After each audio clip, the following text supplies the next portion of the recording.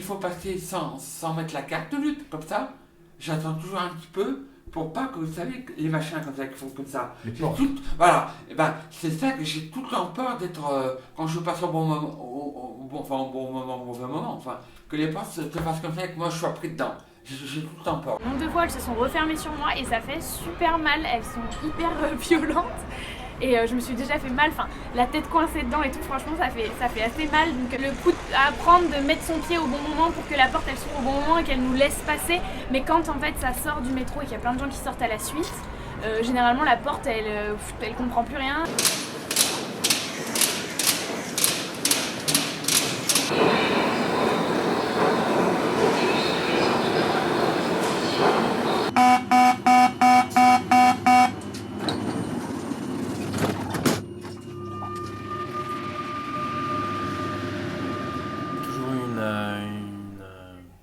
Une sensibilité au bruit, surtout aiguë, pas trop, enfin assez forte. Et c'est vrai que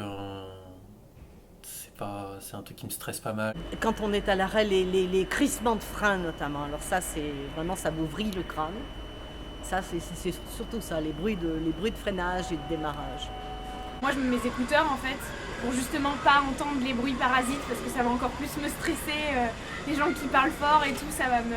Je fais en sorte de toujours avoir soit un seul écouteur, soit du son pas trop fort non plus pour que je puisse quand même entendre un peu. Et quand j'entends la petite musique qui annonce une annonce, au début d'une annonce, là j'enlève les écouteurs pour entendre. À l'arrêt où je m'arrête, il y a des gorges de l'eau. Terminus, tu le voyageur, descends de voiture. Et c'est là que je descends. C'est là que je descends. Parce que je sais que c'est là que je dois descendre.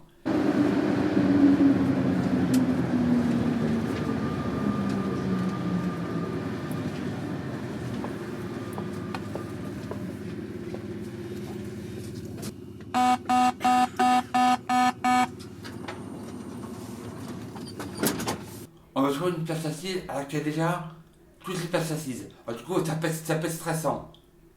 Excusez-moi madame, je suis stressé, est-ce que vous pourrez vous lever s'il vous plaît? Ah bah non, vous êtes un peu gonflé vous, hein. Je vais vite, prendre la place quoi. Voilà, pour dire voilà, je suis assis, voilà, je suis assis, vous voyez ce que je veux dire? Le nombre de fois où j'ai vu des malaises dans le métro ou dans le tram, dans le T2, et voilà, enfin les gens peuvent pas forcément s'asseoir parce que c'est pas des personnes âgées ou c'est pas des femmes enceintes et tout.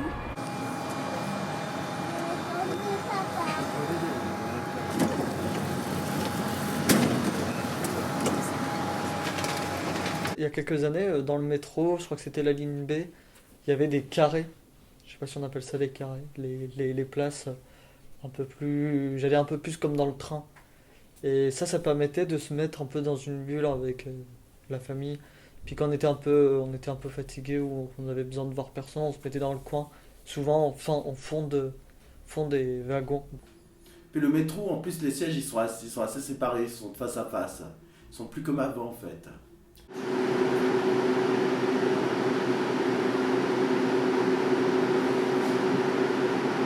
Il n'y a pas trop de prise.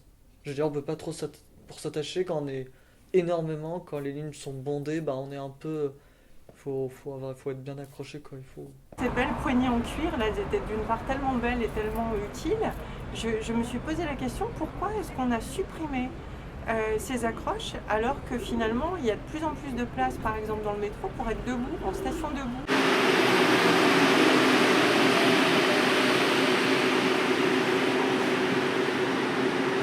Si je fais pas bien attention ou je m'endors dans le métro, on sait pas, vous voyez ce que je veux dire? Ouais.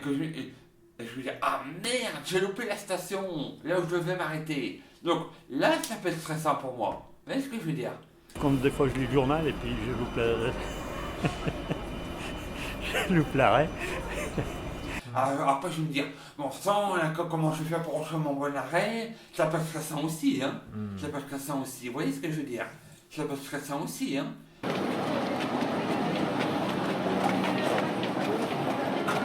Dans les escaliers, moi je suis un peu de la vieille école, j'ai appris qu'on montait par la droite.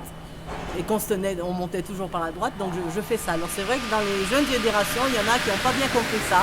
Justement, je suis obligé de me tenir à la rampe, parce que les escaliers sont comme ça, mais le feu d'achat comme ça. Et un jour, pour tout vous dire, Eh ben ça m'est arrivé, non mais je vous dis vrai, hein.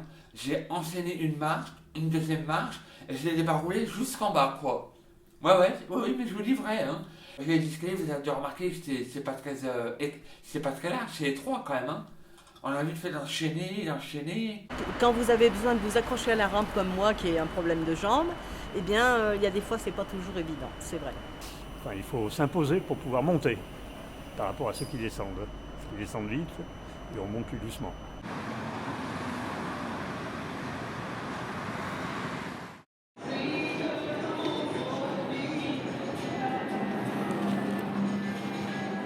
La carte, facile ou difficile? Un peu difficile, mais petit facile. Oui, s'il y avait des pictogrammes, oui, ce serait bien parce que ça permettrait de savoir dans quelle station est plus proche de quel monument, on peut dire, ou quel lieu important. Par exemple, il y a énormément de gens qui confondent Croix-Paquet et Croix-Rousse ou des trucs comme ça, parce que c'est vrai que ça se ressemble, genre Croix-Luiset, Croix-Paquet, Croix-Rousse, c'est des trucs qui se ressemblent vachement.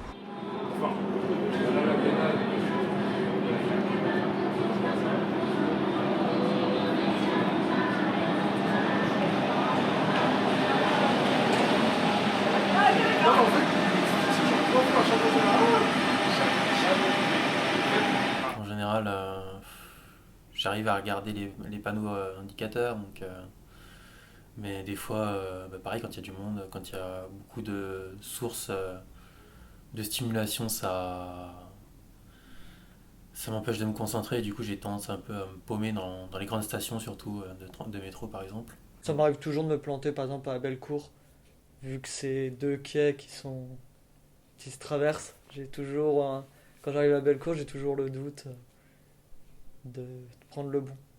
Des fois, à la part Dieu, des fois, je prends le métro dans le mauvais sens, des fois, j'ai l'impression. Parce que des fois, je me trompe d'étage, je me trompe de descente d'escalier, des fois. Si j'ai presque un peu crié, j'ai dit non, mince de zut, je me suis trompé. Moi typiquement quand il y a du monde, j'ai toujours la tête sur mes pieds pour faire abstraction de ce qui est à côté aussi. Donc c'est en plus de la musique pour le son, pour tout ce qui est visuel aussi,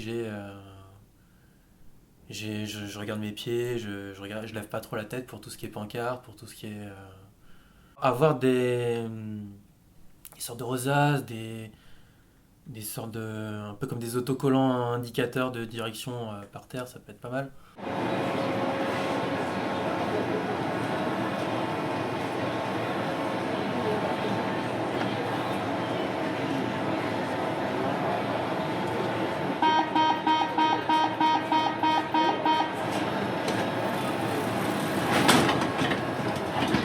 Le métro idéal serait que le plan soit avec des lumières. Et quand on avance, la lumière s'éteint.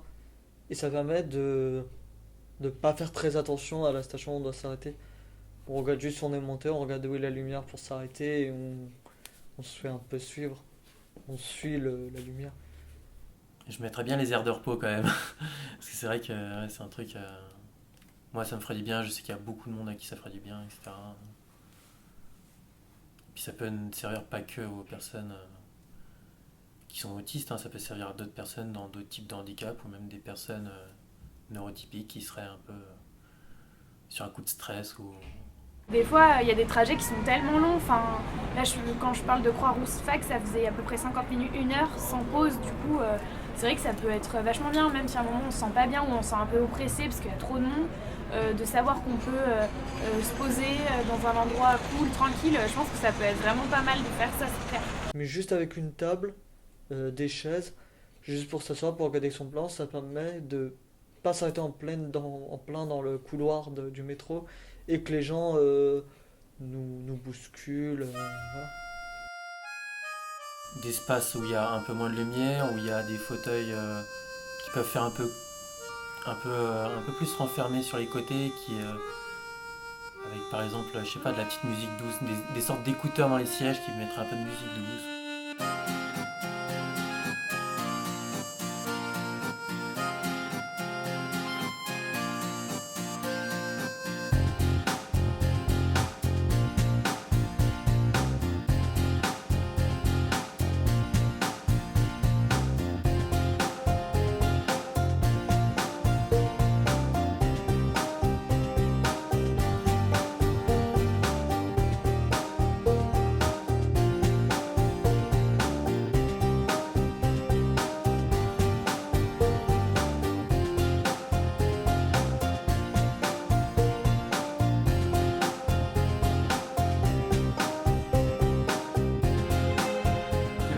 agréable de faire les transports sans que ce soit désagréable, quoi. Vous voyez ce que je veux dire?